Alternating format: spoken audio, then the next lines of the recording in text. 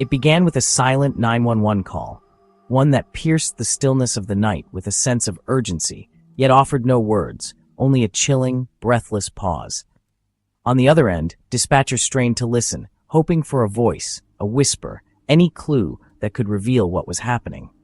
But there was only silence, heavy and foreboding, as if the phone itself was holding its breath. The call came from an apartment shrouded in darkness, where the air felt thick with dread. No cries for help, no background noise, just the echo of something gone terribly wrong. The emptiness of that space was more telling than any words could be, hinting at a tragedy unfolding behind closed doors. Authorities quickly traced the call to Faith Hedgepeth's apartment. Faith was a sophomore at UNC Chapel Hill, full of promise and ambition, but by the time police arrived, the scene they encountered was one of heartbreak and confusion. The opportunity to save a life had slipped away in the silence. That voiceless plea became the haunting prologue to a decade-long mystery that would grip a North Carolina town. The community, once peaceful and close-knit, was suddenly thrust into the spotlight, united by grief and a desperate need for answers. Faith, a bright young woman with dreams as vast as the Carolina sky, was known for her kindness, her laughter, and her determination to make a difference. She became more than just a victim. She became a symbol of hope, resilience, and the fight for justice within her community. The silence of that call set the stage for a case layered with cryptic clues, tangled relationships, and a relentless search for the truth. Investigators pored over evidence, determined to piece together the puzzle and bring closure to those left behind. What began with a quiet, desperate call would echo for years, reverberating through the hearts of all who knew Faith. Her story demanded to be told, her memory honored, and her legacy preserved as the search for answers continued. Faith Hedgepeth was more than a headline. She was a daughter, friend, and scholar, a young woman with dreams and aspirations that reached far beyond her immediate surroundings. She was the first in her family to attend a 4-year university, a milestone that brought immense pride to her loved ones and her community. At 19, she carried the hopes of the Haliwa-Saponi tribe, dreaming of a career in medicine and a life of service. Her dedication to her studies was unwavering, and she often spent long hours in the library, poring over medical textbooks. Her vibrant spirit, deep connection to her heritage, and involvement in the Carolina Indian Circle made her a beacon on campus. She was not just a student, but a leader, actively participating in cultural events and fostering a sense of community among her peers. Faith's murder was not just a personal tragedy. It was a devastating loss for her family, her tribe, and the broader indigenous community. The pain of her absence was felt deeply, resonating through the hearts of all who knew her. Her story became a symbol of the violence faced by Native women nationwide. It highlighted the urgent need for justice and the protection of Indigenous women, whose voices are often silenced. To understand the gravity of her loss, we must remember the promise and light she brought to those around her. Her laughter, her kindness, and her unwavering spirit left an indelible mark on everyone she met. Faith's life was a tapestry of hope, ambition, and love, cut short in a moment of unimaginable cruelty. Her memory serves as a poignant reminder of the potential that was stolen and the work that remains to ensure such tragedies never happen again. On September 7, 2012, Faith's roommate, Karena Rosario, returned to their apartment expecting a quiet morning. Instead, she found Faith unresponsive in her bedroom, partially covered by a blanket, and called 911 in panic. Police and paramedics arrived to a scene of horror. Faith had been brutally beaten to death. The apartment, once a sanctuary, was now a crime scene marked by chaos and violence. The autopsy revealed severe blunt force trauma. Evidence pointed to a violent struggle. Investigators began the painstaking process of collecting every clue, knowing the smallest detail could be vital. News of the murder sent shockwaves through the UNC campus and beyond. The discovery marked the start of a long, uncertain journey for justice.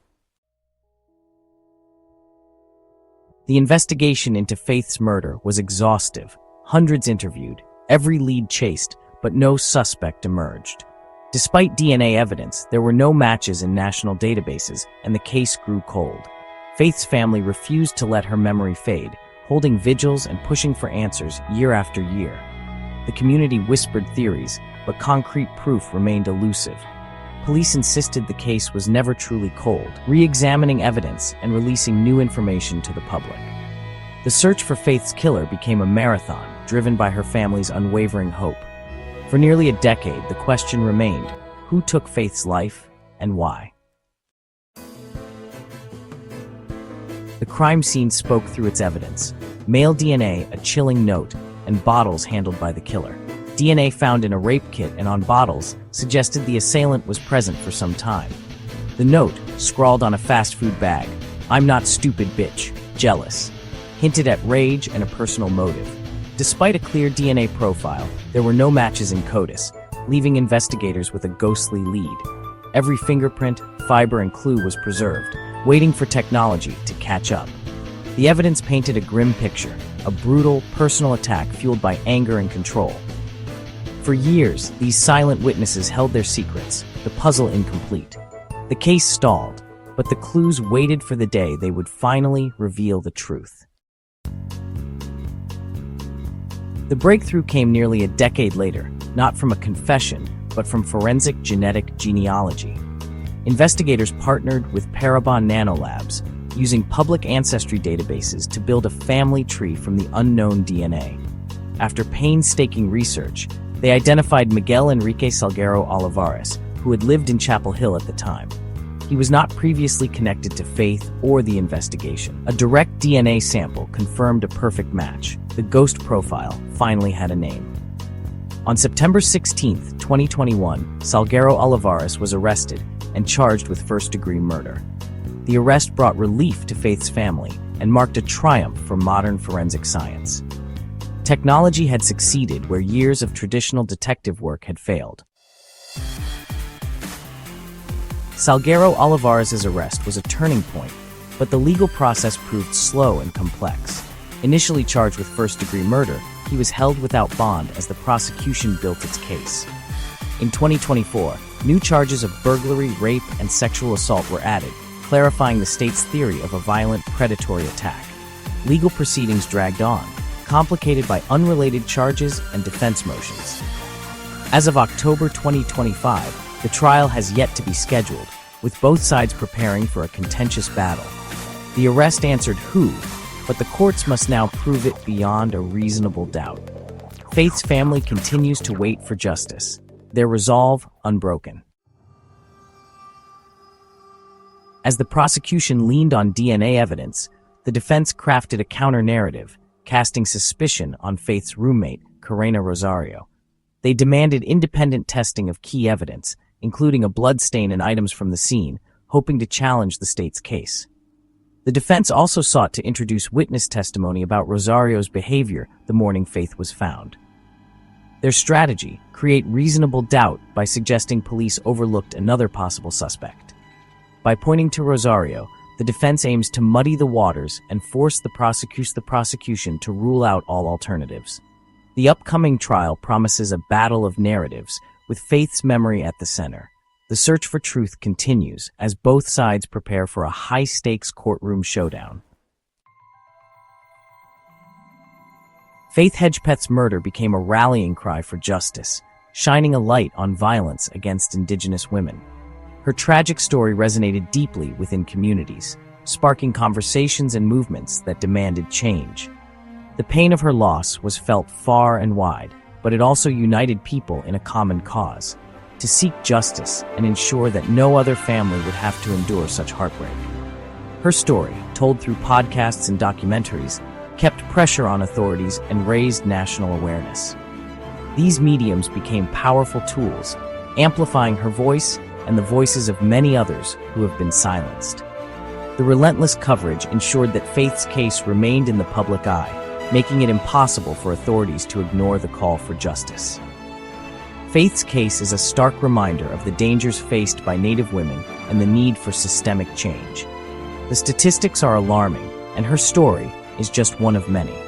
It underscores the urgent need for better protection, more resources, and a justice system that truly serves all communities. The use of genetic genealogy in her case offers hope to other families waiting for answers. This innovative approach has revolutionized the way cold cases are solved, providing a glimmer of hope to those who have waited years, even decades, for closure. It's a testament to the power of science and technology in the pursuit of justice. It proves that even after years of silence, justice is possible through relentless pursuit and evolving technology. The dedication of investigators, combined with advancements in forensic science, means that no case is ever truly closed. There is always hope, and there is always a chance for justice to be served. As the legal process unfolds, Faith's legacy endures, not just as a victim, but as a symbol of advocacy and hope. Her story has inspired many to take action, to speak out, and to fight for a better future. She is remembered not just for the tragedy of her death, but for the impact of her life and the movement she has inspired. The world watches, waiting for the final chapter in the fight for justice. The outcome of her case will have far-reaching implications, setting a precedent for how similar cases are handled in the future. It's a moment of reckoning, not just for those directly involved, but for society as a whole. Faith's story deserves to be heard until the truth is fully revealed. Her legacy is a call to action, a reminder that we must continue to fight for justice, for truth, and for the dignity of all individuals. Her voice, and the voices of so many others, will not be silenced.